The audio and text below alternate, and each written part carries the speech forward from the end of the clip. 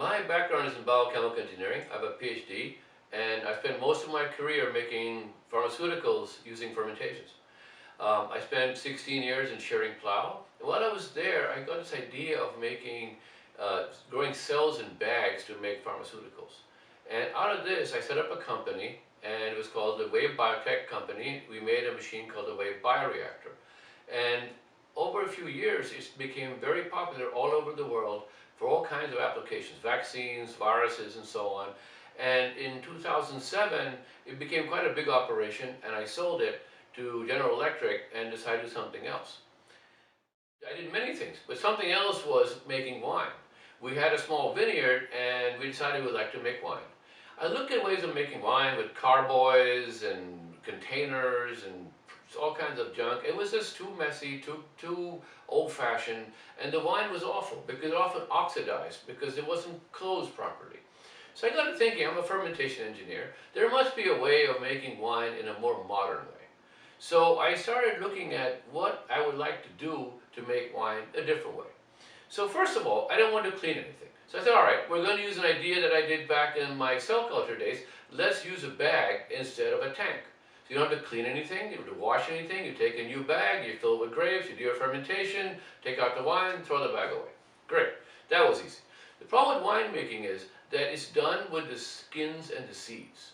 The skins and the seed contain the color and the tannins that make red wine red wine. So the problem is, though, when you ferment, it's like a sludge. The calf seeds and the wine form a kind of a sludge, and it kind of forms a thing called a cap. The skin and the seeds rise to the top, and they get stuck there, and they dry out. So since wine was made, people have always found ways to push the cap back in, to kind of stir the whole system up. In small wineries, they have open tanks, and they use poles, and they kind of push this stuff in to keep it mixed. It's very tedious, there are flies everywhere, it's all air exposure, it's a huge mess. In industrial practice with tanks, they just pump the wine and spray it around. It makes for a decent wine, but not a superb wine, because the cap is not really mixed in. Now, if we look at how wine was made in France, where almost anything to do with wine was invented, they would stomp it with their feet. It was called pigage. You would climb into this vat full of crushed grapes and stomp on it. And the stomping mixed it up, and it kind of forced the skins to release the color and the tannins. So I thought, all right, let us look at how we could do this in a more modern way. So what I did is I took a bag that contained the fermenting grapes, and I attached it to a second bag that could be inflated. So every 3 or 4 hours, the GOFermentor inflates the second bag and squashes the grapes that are in the fermenting bag.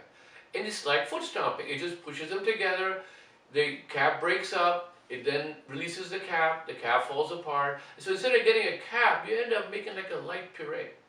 As a consequence of this, we made very good wine.